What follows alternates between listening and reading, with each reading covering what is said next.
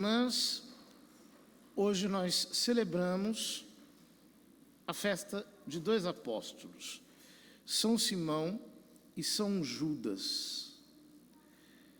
São Judas Tadeu. Esse é o nome que o Evangelho lhe dá. Ambos são chamados na Escritura de irmãos do Senhor. Porém, a palavra irmãos aqui sempre se aplica em sentido metafórico. Por quê? O próprio Evangelho nos esclarece essa ambiguidade quando, aos pés da cruz, em Mateus capítulo 27, diz que estava Maria, mãe de Tiago e de José. E no versículo paralelo, em João capítulo 19, pelo versículo 25, diz: aos pés da cruz estava de pé sua mãe e a irmã de sua mãe, Maria, mulher de Cleofas. Desse modo, fica, digamos, desambiguado o que significa irmão, porque esta outra Maria, irmã da mãe do Senhor, mãe de Tiago e de José, é, portanto, aquela também de que São Marcos fala no capítulo 6, quando refere-se aos demais irmãos, dizendo: não é ele filho de José? E os seus irmãos não são Tiago, José, Judas e Simão?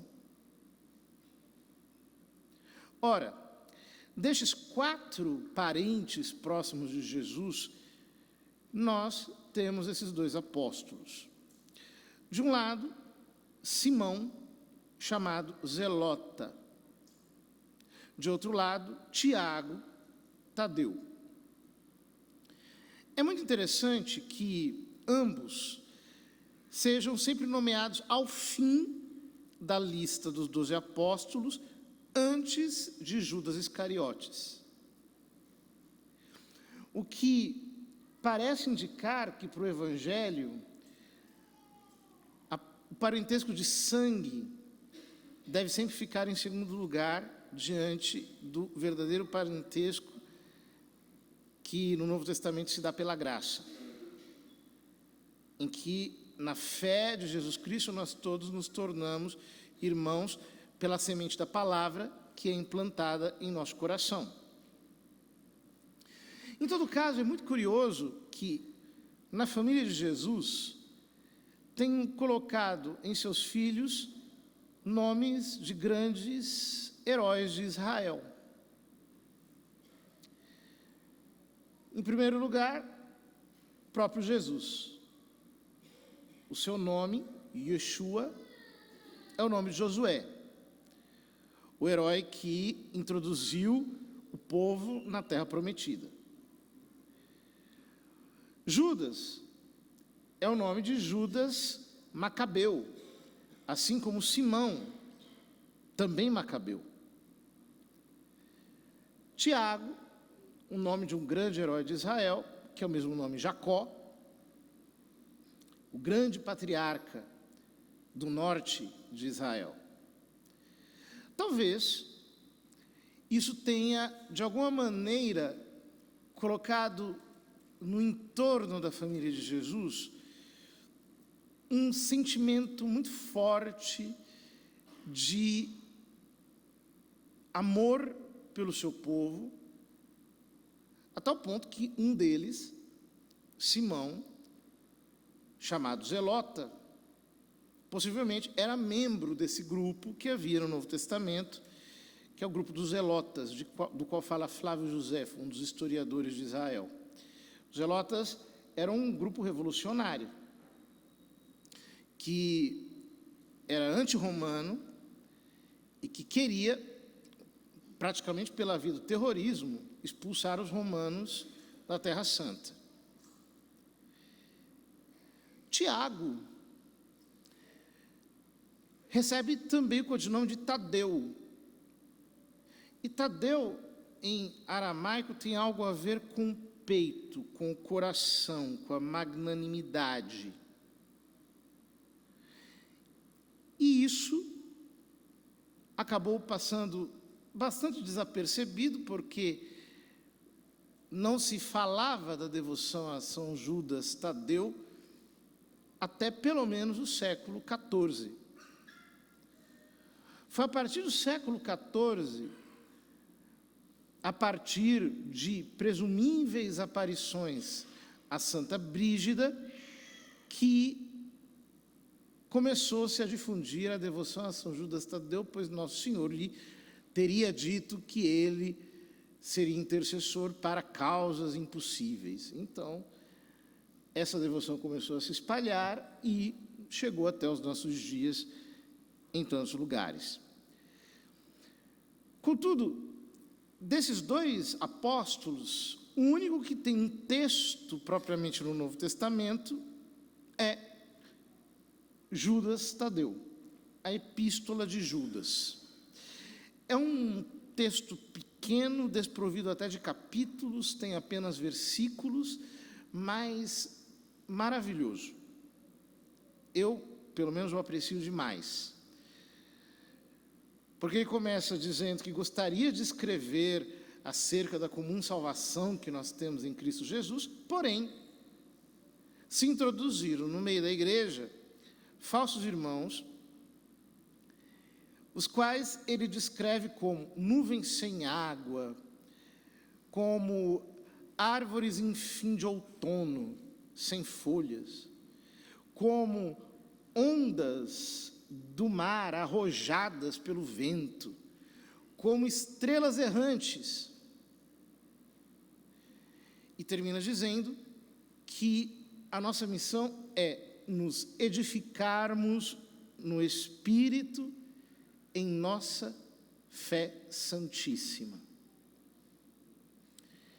Esse é o verdadeiro tesouro que nós temos, a nossa fé. E crescer na fé, edificar-nos na fé, é o que nos fará aproximar-nos cada vez mais de Jesus. Porque a fé não é um sentimento vago. É a nossa adesão àquilo que o Senhor mesmo revelou acerca de si, que é o que está registrado nas Sagradas Escrituras e custodiado pela tradição da Santa Igreja. De certo modo, celebrar a festa dos Santos Apóstolos sempre é retornar ao fundamento da nossa fé santíssima.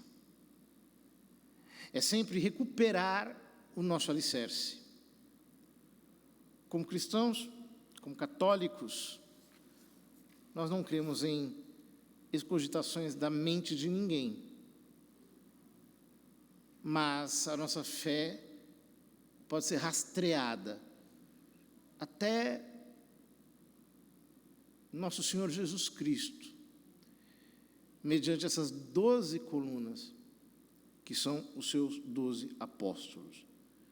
Nessa fé nós queremos viver, nessa fé nós queremos perseverar até morrermos. Hoje celebramos também o 7º dia da Dona Elza, paroquiana fiel de nossa paróquia, que desde os primórdios esteve aqui, que, pelo menos para mim, morreu repentinamente. Eu não estava sabendo, da sua piora de saúde. Mas que tinha uma presença tão marcante aqui em nossa comunidade, apesar discreta, muito incisiva. Ela trabalhava na Pastoral da Promoção Humana. Todas as semanas vinha com as demais senhoras aqui com os trabalhos de artesanato, sustentar os mais pobres, que há décadas são assistidos aqui pela nossa paróquia. Os grupos de promoção humana na Diocese de Osasco começaram aqui na Paróquia São Domingos.